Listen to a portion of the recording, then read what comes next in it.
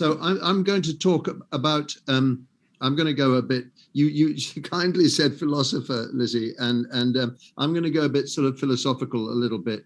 And I want, you will notice by looking at me that I might not be the youngest person here. That's my guess. And so I'd like to take you on a little sort of historical journey. It's going to be a bit anecdotal, but it's not just stories. It's the sort of concerns and worries that I've had over a whole career I've had a long career in English language teaching about what we're doing and how to do it and how people learn languages. So now let's see if I can get this show on the road. That's what I want.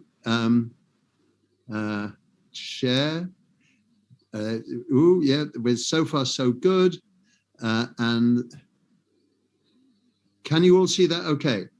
Yeah. We're missing a little. Oh no, we're not. That's fine. Okay, so here we go.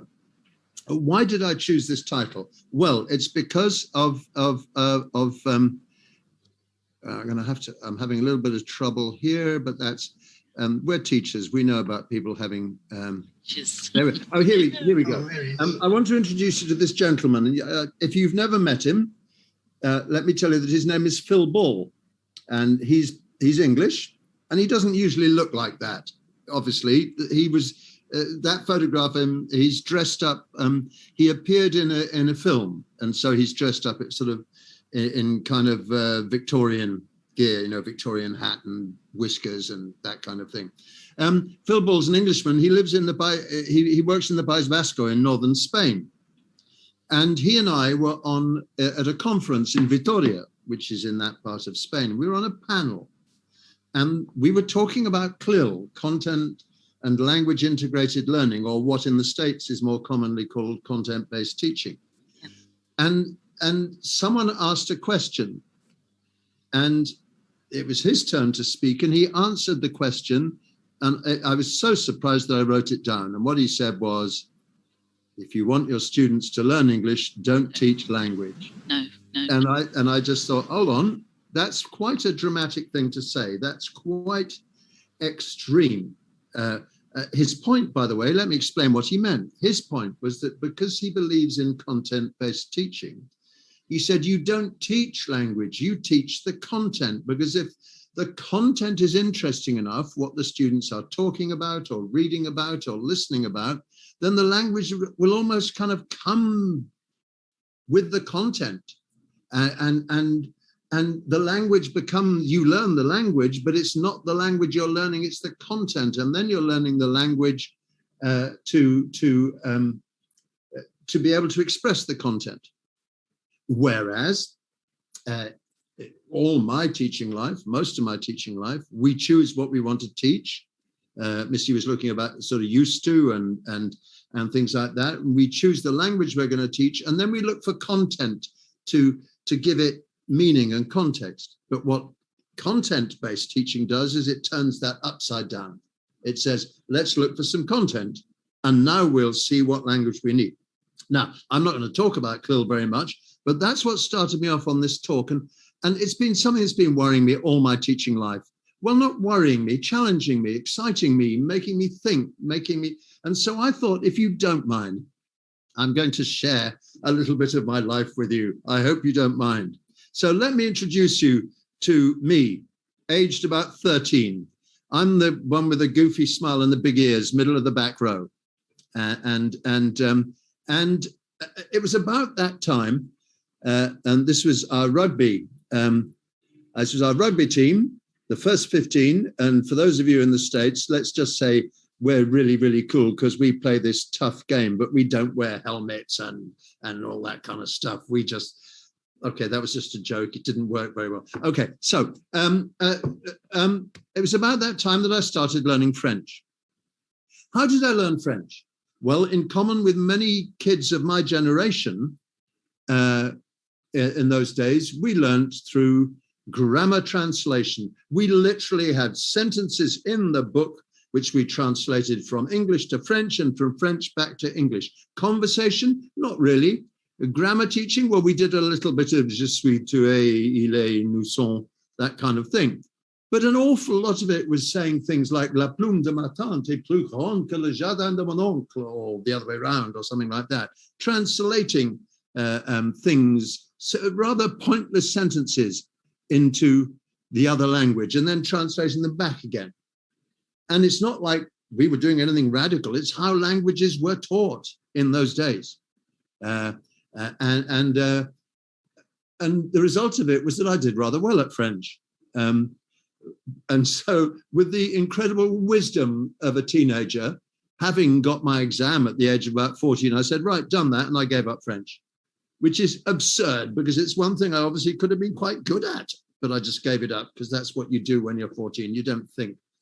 But the interesting thing is that when I was 17, I went to France to work on the vendange, the grape harvest, and in a place called Montpellier, just outside Montpellier in the south of France. In my first week there, I couldn't say anything.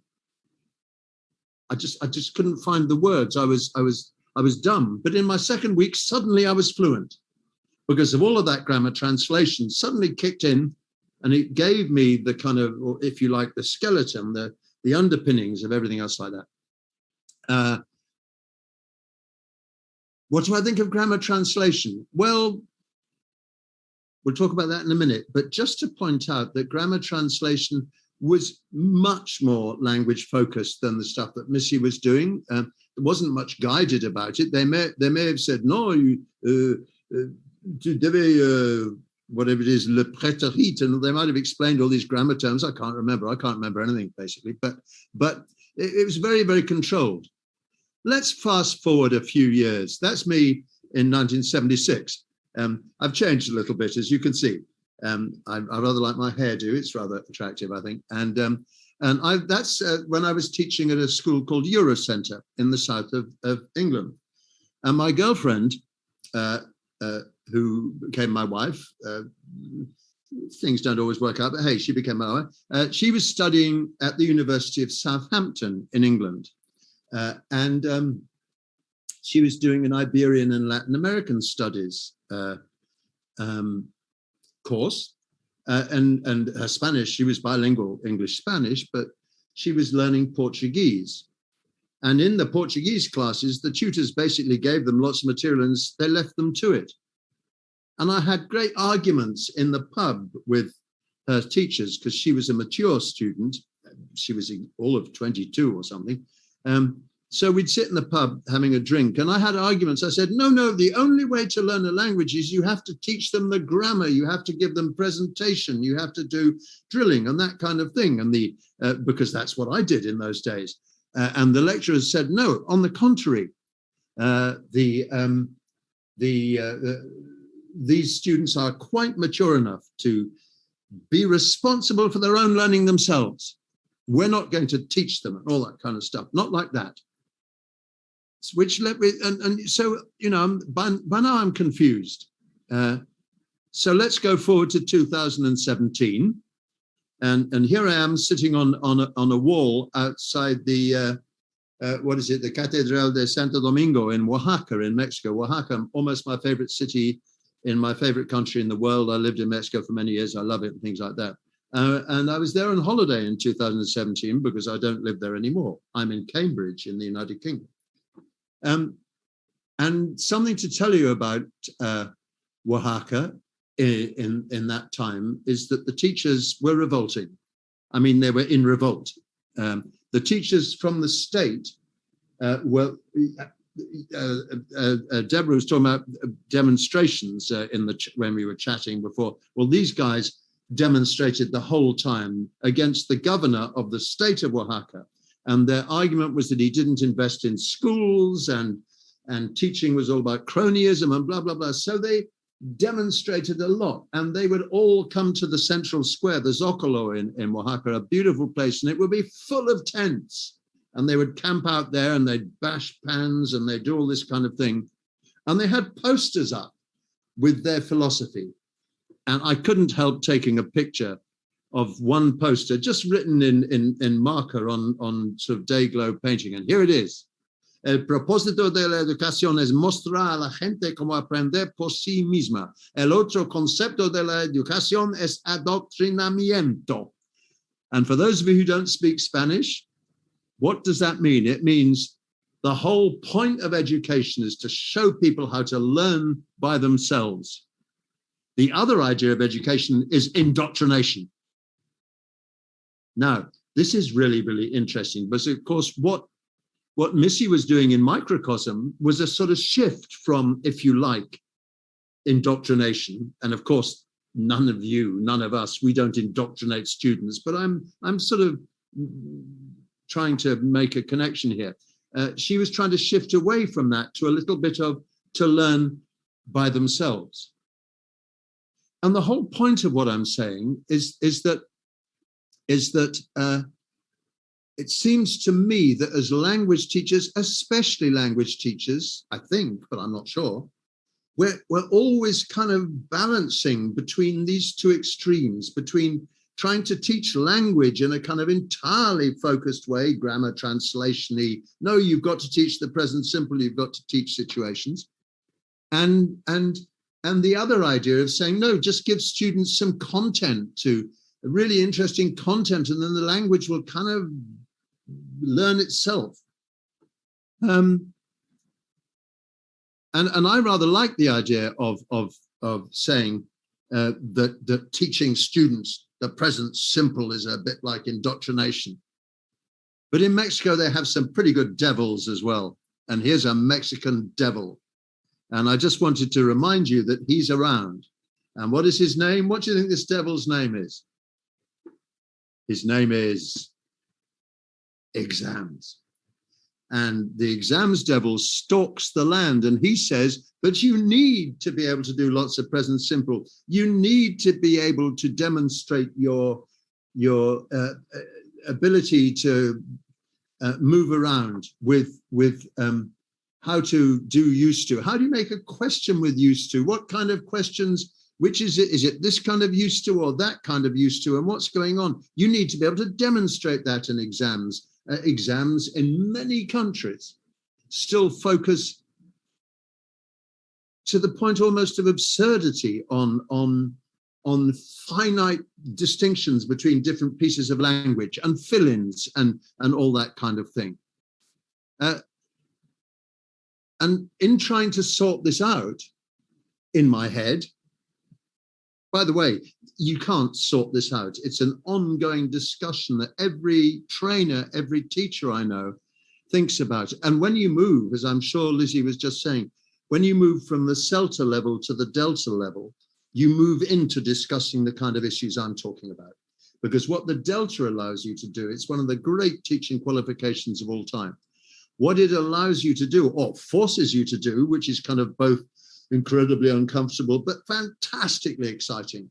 What it forces you to do is to confront these issues and try and come to a view about this. Now, you'll recognize the guy on the right.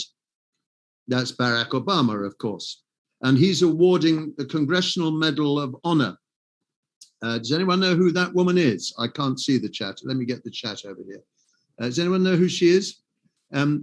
She died in 2019, I think, aged 101. Her name is Katherine Johnson, an extraordinary woman, a genius mathematician. Why is she so well known, if you know her?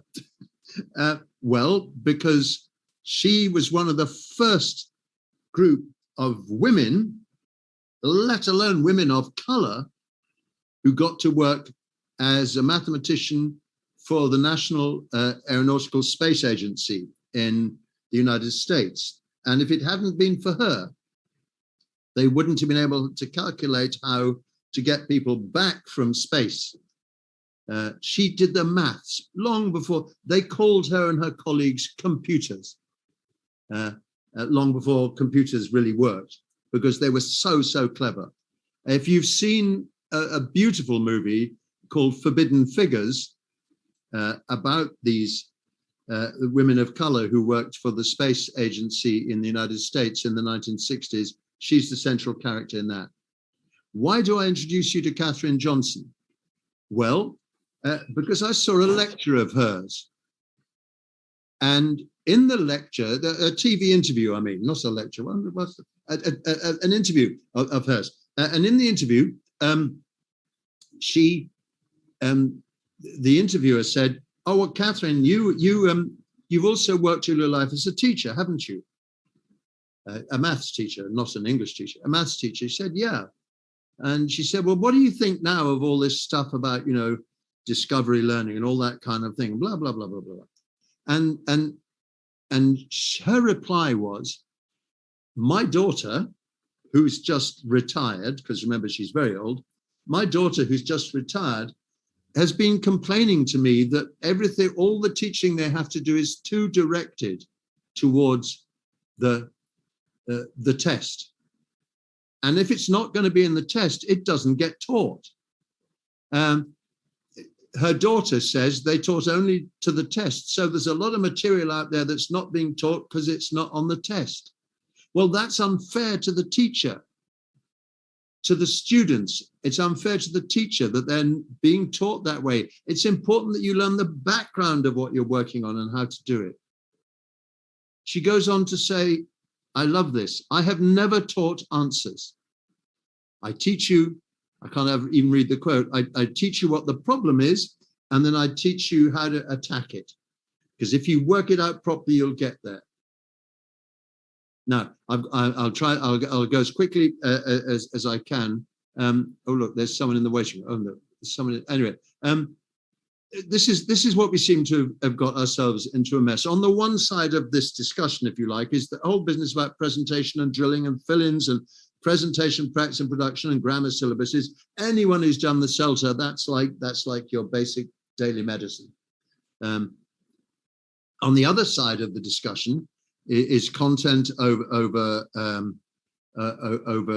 language. It's self-directed learning, problem solving, task-based learning, free expression, and so on and so forth. Now, what I loved about what Missy was talking about was, of course, she's bridging that. Guided discovery bridges that gap in a sense. You put that right in between the middle of these, because what she's saying is actually give the students their heads, put them in the driving seat, let them do the working out. I reckon it's something like this. Most teaching and learning that happens in classrooms or online fits somewhere on one of these quadrant kind of diagrams. It's either more content-based or more form-based, more language-based, form, or more content-based. And most of the things we do in the classroom are either more controlled or more free. So what you can probably do with almost any activity is sort of work out, I'm sort of pointing at my screen, work out where you would put it on this diagram. Where does it fit? And more to the point, how on earth, oh, heavens above, I've just seen the time. And more to the point, how does it fit in the whole nature of the discussion that we're having? What is it? Because it's clear that something like grammar translation sort of worked for me. Now that's no proof of anything. It worked for me, but it didn't work for other people, and it worked for some other people. But you can't use your own experience to set up a whole practice. That's rubbish. Is it because it was more form focused than content focused? And yet I can still remember to say La plume de ma tante est plus grande que le jardin de mon oncle. If you don't know any French, I just said that my uncle's pen was bigger than my aunt's garden, which is about as stupid as you can possibly say anything. But I remember it. Why do I remember it? Well, maybe the content was so absurd that my 13-year-old brain thought, oh, I'll remember that. But what's the secret key that I'm completely blinded. There's too much going on my screen with the I can't see anything in the chat, but I hope to be able to when I stop sharing at the end. So please forgive me. I'd like to be able to see what you're saying, if anything, but I can't get my cursor over there, and I don't know why, because I'm stupid or this computer's stupid. It's somebody else's fault anyway. That's what it is. Right. So what's the key? How can you unlock this? How can you find your way into this? How can you, because if Missy says, by the way, I believe her completely, as I repeat, I thought it was terrific talk. If you say guided discovery is a way of letting students take some of the strain, letting them do some of the work, how do you know that it's going to work? What is it that makes it good? And might they be better off just listening to the teacher yelling at them? I agree with Missy that they're probably much better off with guided discovery if you really want to know. But that's my hunch. That's my heart telling me that. How do you know? Well, maybe it's got something to do with deep processing. As you can see, this is a man called Stephen Chu. And as you can also see, he's a psychology professor at Samford University, not Stanford, Samford University in the States. And I watched, somebody told me about some little videos on YouTube, of him giving talks to his first year psychology undergraduates. And you'll see on the screen a reference to, but that's what you can have a look for in YouTube. It's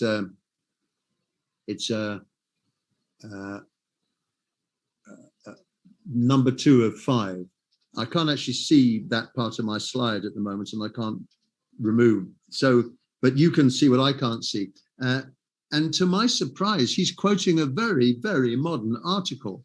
It's an article written in 1969. Even I wasn't teaching in 1969, for God's sake. Hard to believe, obviously. And if you have I'm not sure I can even understand the title of the article. It's down there. But let me tell you very briefly what happened. They gave their experimental subjects a list of words. And the people who got the list of words were divided into 4 groups. The first group were just given the words. The second group were given the words, and they were told that in a period of time, I suspect not long, they would be tested to see how many they could remember. The third group were given the same list of words, and they were asked to find all the words with the letter I in them. And finally, the fourth group were given the same list of words, and they were asked to decide which of the words they liked. That was the task. And after a period of time, very short, it's only a little study. After a period of time, I would ask you to say which,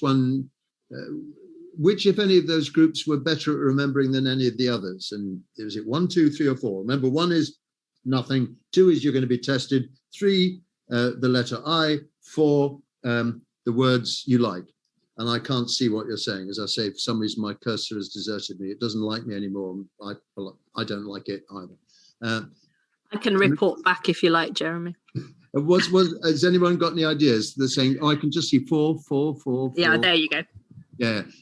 Well, yeah, you're meanies, all of you. You're too clever for me. You understand. The thing that absolutely, of course, it's 4. The thing that surprised me is there was no difference between the people who were just given the words and the people who were told they were going to be tested. Didn't make any difference. The only thing that made any difference was if you had to decide if you liked the words, because then you have some kind of, and what Stephen Chu says is, if I say to you, which of these words has the letter I in them? Well, yeah, so what? But if I say, which do you like? You have to process deeply, which is to say, emotionally with your heart. The water is deeper. Whereas if I say to you, which words have the letter I, that's very shallow. You don't need your heart for that one. And it sounds fabulous. And this is just a guy speaking on YouTube. You've got to be careful about that, because a lot of stuff is said on YouTube, and and I have actually read the 1969 article. It was a bit of a sweat, but I did, and that's what it says. But look at this. Oh, there it is. Oh, you couldn't see it. Oh, I'm sorry. Now I can see bits of it.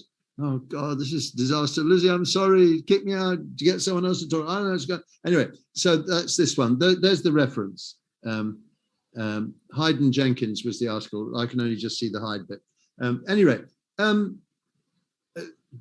well, this is just one discussion. Doesn't mean anything. Well, what about this? This is, oh, I'm muted. Am I muted? No. I'm sorry, my computer's having anyway, enough of this. This is a book published this year. I got it. It was recommended to me by a very good friend of mine, a guy called Scott Thornbury, who we work together quite often. And so I ordered it. And he's a emeritus professor in the States of cognitive psychology. And it's quite an exciting title, Active Learning Online. 5 principles that make online courses come alive. There's lots to say about this book, but I'm only going to mention this. At the beginning of the semester, he has all his students sitting in the lecture theatre in front of him, and they all are given this list of words. And then he puts students in pairs, and he just says to them, no explanation, nothing. He just says, I tell you what, all the student A's, I want you just to look at that list of words, and you have to say which words are taller at the end than the beginning. No, sorry, the other end. Which words are taller at the beginning than at the end? Which words are taller at the beginning than the end? If you're B, that's the other one in the pair, just say which of those words describes something that's alive. And he says, this never fails. After literally 20 seconds, he says, right, stop, turn the, and he switches off the screen or something like that. He says, right, how many words can you remember? And the students are shocked to find that the B students can remember lots of words and the A students can remember hardly any words at all. And it's making the same point. Deep processing. Is it terribly interesting that is a deer alive? Is that terribly interesting? Well, I don't know, but at least it's a little bit deeper than the fact that frog, the F of frog is taller than the G of frog, which isn't terribly interesting at all. It just is. So deep processing means that. Deep processing means more than that. It means, and that's of course, in a sense, what Missy was talking about, but because it means an emotional, we hope, we'll come on to that in a minute, connection. That's the alive, do you like it, that kind of thing. But it's also a cognitive depth as well. You have to get your heart and soul, or your heart or your brain or your emotions and your intellect involved in something if it's really going to work. It's like music practice. I spend a lot of my time playing music. And I mostly play the guitar and I play lots of instruments, but down there, over there, you can't see it. I've got a viola, which I'm, like a big violin. I'm not terribly good at it, to be honest, but there's something really interesting about music practice. And that's this. If you sit there just playing your thing and sort of noodling, not much happens. Your muscles may grow a little bit. You might get more fluent with your arms and stuff like that. But it only has an effect if while you're doing that, you're really engaged with what you're doing, listening to what you're doing, concentrating on what you're doing, hearing what you're doing, putting your heart and soul into it. So maybe we need to change our what does I call quadrant, and say for any activity, we can say whether it's deep or shallow, whether it's emotional or cognitive focus. And this is contentious. I don't know whether you agree with me, but I suppose I would like to say that, you know, some of the best activities sort of are right at the, what do you call that? The fulcrum, the center of the cross for emotional and cognitive, and maybe a bit further up the top for deep processing. Maybe that's an ideal activity. Or maybe there are times when having something sort of in the top right-hand corner is the way to go, because we want deep cognitive processing depth. Maybe sometimes, because of the time of day, because of the class, because of the atmosphere in the group and things like that, we want to be top left. And it's possible to suppose that sometimes when students just really need to shout or sing some stupid song or something like that, we go a bit shallow but actually that's quite deep. Oh, I'm getting messed up. So what I've tried to suggest in all of this so far, and in the last few minutes, I'll show you some examples of what I think does this. I'll give you some kind of practical examples of things that I think answer some of the issues. But we are language teachers, which is to say we teach language. I hope we teach decency and heart and all the other kind of things as well, but we're language teachers. Our students need to walk away from our lessons online or face-to-face better at English than they were when they came in. That's the whole beginning end of everything we do. What we do matters not at all. What matters is that they should walk out of the class or end the week of our classes being better at English than they were before. Are there any ways that can do all this? Well, when I started teaching, which was just about before the First World War, to be honest, but it's so far. Well, you saw how old I was. There was this wonderful book called English in Situations by Robert O'Neill, one of the great English figures of the development of the English language teaching industry. He's died now, but only fairly recently. English in Situations was a book which it was no pictures, black and white, and all it had were situations, and it would be things like war is terrible. He invented a character called called I don't know, Bertrand Jenkins instead of Bertrand Russell or something like that. And then he'd have a little situation which said, Bertrand Jenkins said, all wars are terrible, but some wars are more terrible than others. The First World War in particular was one of the most terrible wars of all time. And you will have guessed straight away that we're after general nouns and then specific nouns using quantifiers, using direct, a war that many people describe. So we've got definite articles and indefinite articles and these other. It sounds the most boring thing in the world, but this man had a little magic in his writing fingertips, and he probably did write, I think, which meant that the students I taught in those days, when I didn't really know what I'm doing, but I don't really know what I'm doing now, but I knew less about what I'm doing than I do now. We did lots of deep processing, and there was lots of emotional and cognitive engagement while we enjoyed this and got involved with it and were amused by his situations and stuff like that. Even though when I look at it now, I get sort of cold shivers because it's not what I feel is quite right. And yet everything I've said about the need for deep processing, when I look back, seems to have been present teaching from this book. The students really liked it, and so did I.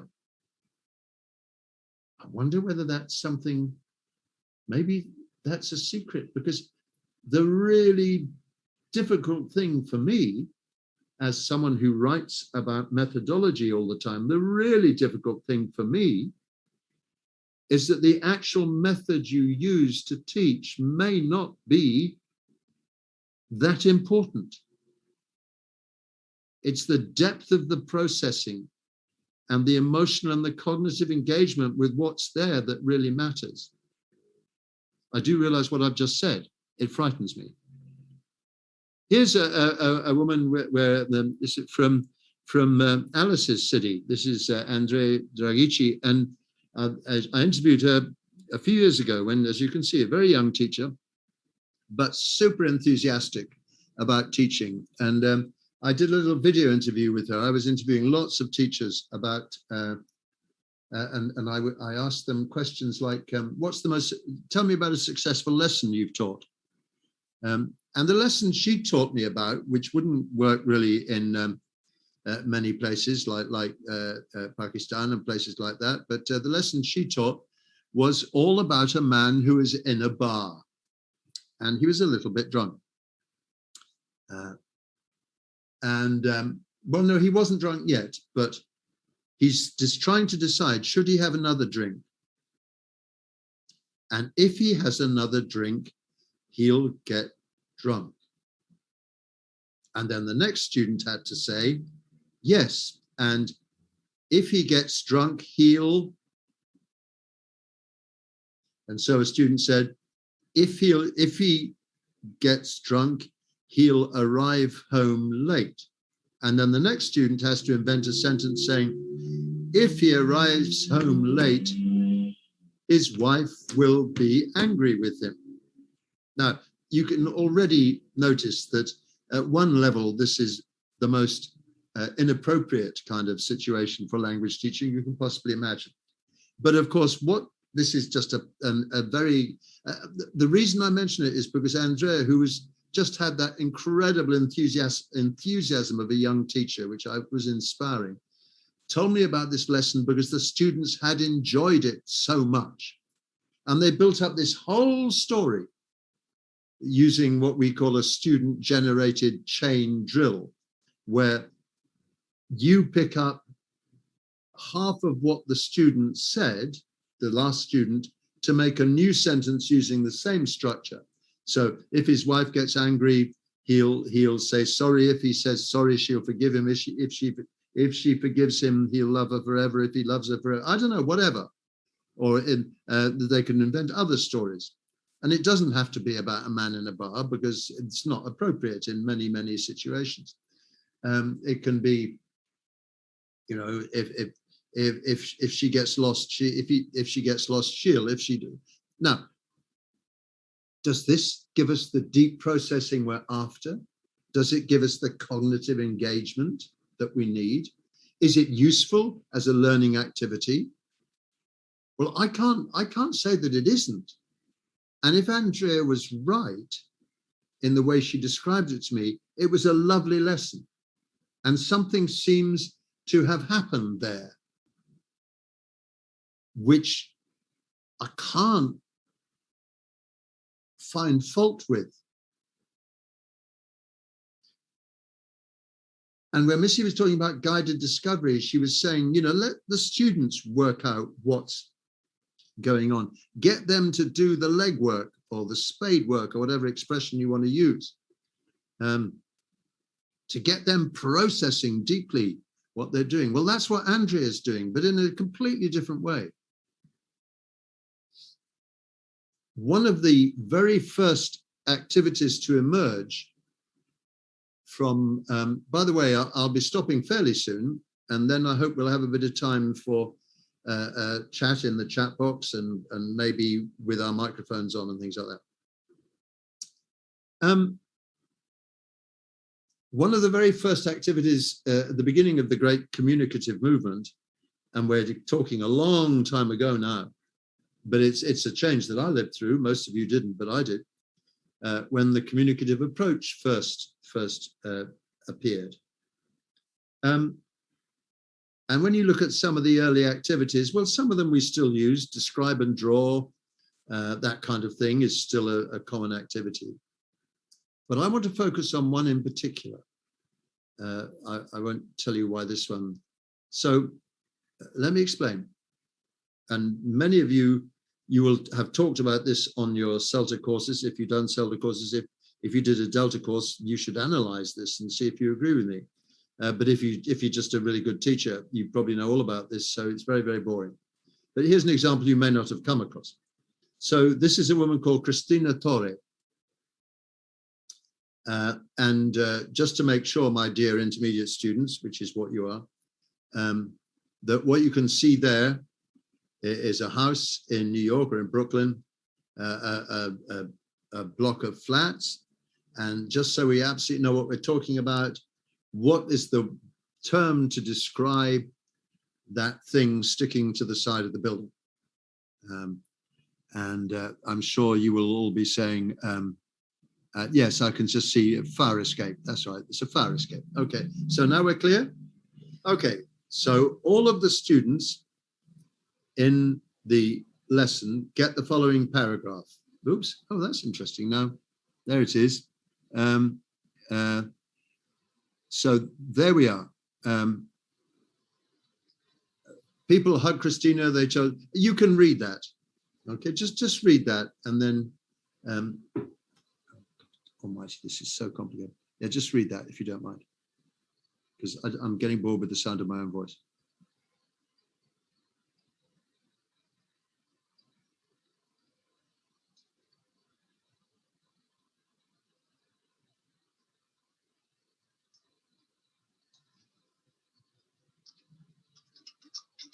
Okay, so all of the class gets this paragraph, and we say, what do you think is going on? And it's not clear what's going on.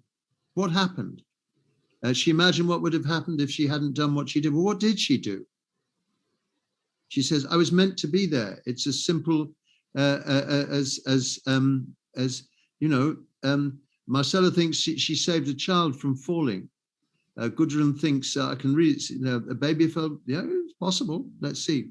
And now what we do is she pressed the fire alarm. Yeah, Shazia, that might be it. I don't know. Anyway, so we now divide the class into 4 groups, and each of the groups gets a different paragraph from the same story.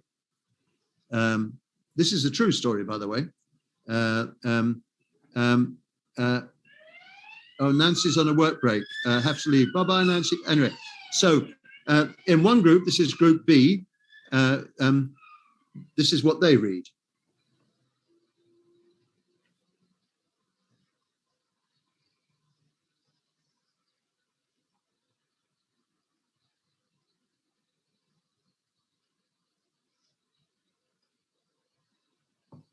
I'll do this quickly. By the way, Lizzie said that this is being recorded, and you will be able to watch this later, so you can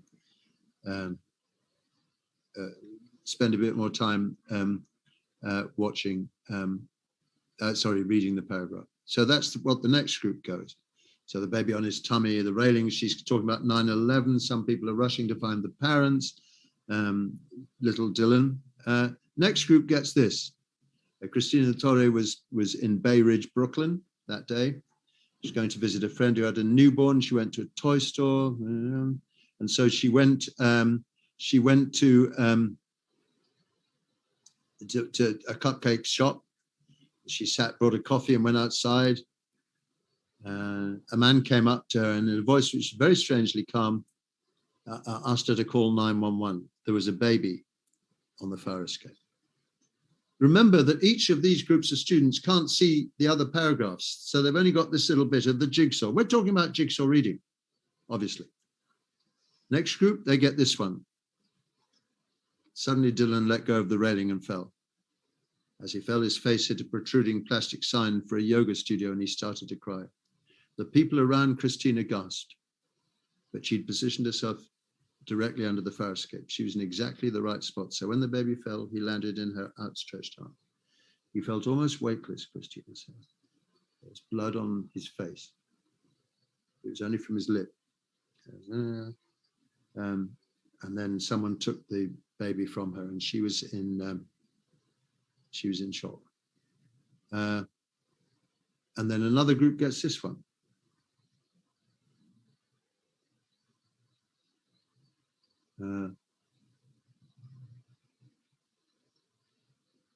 So that's the story. Now, if you want to read the original story, you can go to Google and type in, "I caught a falling baby." I caught a falling baby. And you'll find it on the website of a paper that I read called The Guardian. Now, Lizzie's got slightly concerned look. She thinks, how long is he going to play? Will we go on for? So I'll do this very quickly. So why do I mention this? Talk about deep processing. The content of this story, you have to be inhuman not to be engaged with this story. If you've ever been anywhere near a baby, if you've ever had a baby or a grandbaby or whatever you call it, there's just nothing about this which is not engaging. The task is engaging as well, trying to piece it together. When the different groups have read their different paragraphs, we put them into new groups of 4, where each one comes from one of the different groups, and they have to reconstruct the story. Exactly what happened, who did what happened, who was blah, blah, blah, blah, blah. And what do they have to do?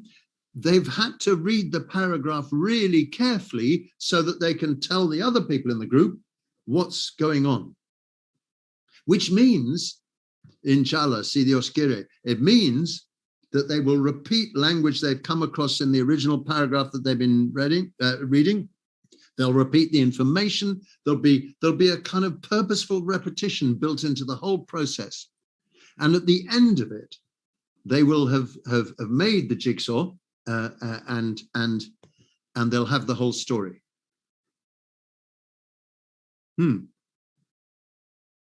here's one thing we can do, and this is like Guided Discovery Plus. Well, it's not guided discovery. This is more like sort of guided emotion or something like that. But how about you take a paragraph like this and you say, okay, right, everyone, here's a task for all of you, but it's an individual task. You don't have to talk to your colleagues or anything. I want you to decide which 2 or 3 words or phrases in that paragraph you want to put in your suitcase and take home with you, just for you. Now, are students going to really buy our silly little metaphor? I don't know, but it's a very powerful message I'm sending you, saying, look, you're the learner, you're the important person. What do you want to take from this? Maybe for me, I'm going to remember for the rest of my life. It's as simple as that. It's a great little English expression. It's as simple as that. What a great thing to be able to say. Or she burst into tears. Burst into tears. You don't necessarily teach that all the time. I've just seen Mariam saying, I wonder, wouldn't it be possible to apply the deep processing to any method of teaching and learning? Yes, Mariam, I absolutely think it would. That's the whole point. The reason I've gone in detail into this jigsaw reading example is to show what I think it feels like when it's obvious. Now, so the suitcase language is a way of saying, come on, use your own heart to decide what you want to do. But in order to choose the 3 words or phrases you most want to remember, you have to use your brain and your heart. Do students really want to remember them? Yeah, I don't know. But it's better than not having a go. Right. Oh, come on, cursor. Don't be silly. What else can you do with the text? Well, we can maybe have a little chat about that in a minute. But yes, Malcolm, I get what you're talking about. But the difference between learning your first language, by the way, when kids learn their first language, it's not random. They don't just hear the first language and pick it up. When Lizzie's talking to her toddler in the first language, she's modeling conversation all the time. So the toddler is not just hearing the words, they're hearing the kind of interaction that's going on, the turn taking, all that kind of thing, even before little babies say anything at all. All of the way that their mothers or their fathers talk to them is all sort of model language and stuff like that. But that's a whole other discussion we could have. Anyway, what else can you do with text? Well, I think the first and most important thing you can ever do with any text is say, what did you think of what you've just read? Get them to respond emotionally to it. Do you remember? Which words do you like?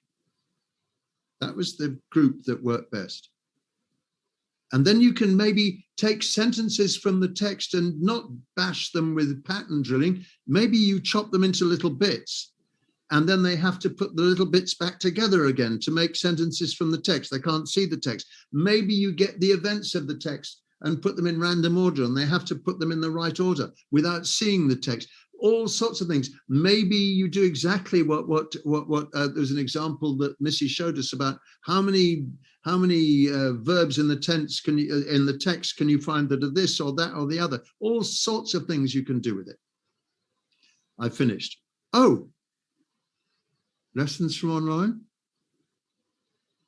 Oh yeah. This is what I think, and I'm going to stop with this.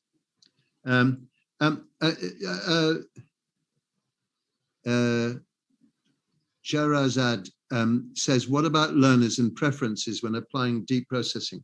That's a really, that was a direct message, but I'm going to, sorry, I hope you don't mind me repeating it to everyone. Oh no, it's a mixed, that's a really good, we haven't touched on that at all. I said at the very beginning of this talk, when I showed a picture of the gorgeous young 13-year-old I once was, I said, you know, I got on really well with grammar translation, but not everybody did. What we know about grammar translation is it seemed to suit some people pretty well, but didn't seem to go too well with other people. Or maybe that's just to say that some people, it's not a question of aptitude, but some people latch onto languages better than others. I don't know. So I don't know the answer to that question, except to say, if you don't give students a chance to process like this, you'll never know whether it's going to work for some people. And if you stick entirely to a sort of pre-arranged, what Scott, who I've also talked about before, mentions Grammar McNuggets approach to language teaching. In other words, little bits of language chopped up and not nearly as nutritious as the real thing. Anyway, lessons from online.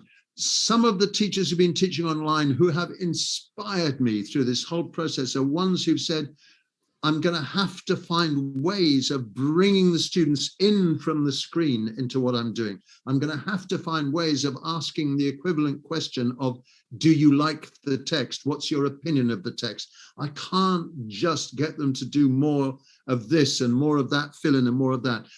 I have to find specifically online Zoomy, Teamsy ways of getting students engaged with what I'm doing. We don't have time. You know, we all know how difficult it is to keep students on task online when they're, et cetera, et cetera. What's my lesson from online? My lesson from online is the questions I've been posing in this become a million times more important online than they are in a classroom. Because even though I think there are some huge affordances and advantages about teaching online, the things that we take for granted in classrooms, our ability to create rapport, our ability to create community, are more restricted online. But when you manage to get students processing deeply and interacting, when you build community online, when you build support, and when you use the wonderful mixture of chat boxes and breakout rooms and presentation and so on and so forth. Life's your oyster, something's your oyster. I don't know what your oyster is. Sorry, I'm going on way too long. So I'm going to, if I can get my cursor to do something, I'm going to try and stop screen sharing. Can you do that, Lizzie? Can you stop the screen share?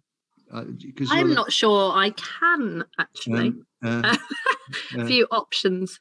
I can stop participants. Oh yeah, you're brilliant. Sharing. Okay. Oh, phew. Felt a little bit rude doing that. Yes, you're a very rude person. Hello. Gosh, some people are still here. That's amazing. Anyway, that's what I wanted to say. That's what I wanted to it's a sort of delta type-y discussion-y kind of thing I was talking about. And if you were I don't know how many people went to listen to Lizzie talking about Delta, but if you're excited about the idea of Delta, and I think you should be, then you might find yourself engaged rather more productively than I've just allowed you in a discussion about some of the kind of issues I was talking about. Wonderful. Thanks, Jeremy. Thank you as well. You also go, I need to hurry up. Well, actually, it was very generous with your time to share your knowledge with us. And that was an amazing insight into, what language learning is really, and how we can get our students to engage better with language and content. So thank you very much. I think I speak on behalf of everyone. It's just a great talk. The recording will be available soon, next week probably. It takes a little while for me to do editing and all that sort of jazz. But yes, if there are any questions, I know we don't have a lot of time and people may have to rush off, in which case fine. But let's see. I think you answered most of them actually as we went along. Well done. Multitasking. There was one thing. That someone said just now, and it's gone past so quickly I don't know their name. Saying that only certain teachers can do this kind of thing, and I just wanted to reply to that because I think it's a really important comment. I teach in my way because I'm me, and it's very difficult not to be me. I mean, I try not to be ordinary me when I'm teaching. I try to find a way of being a teacher which is different from being me, with my friends, because that's what teaching is. But the kind of way that I try and get people enthusiastic is very much idiosyncratic and to do with me. There are all sorts of other ways of provoking deep processing, and it doesn't have to be kind of all hands and arms and sort of yelling and things like that. It can be quiet, it can be gentle, it can be it can be calm and not. In other words, what I'm trying to say is deep processing is not personality driven. It's there are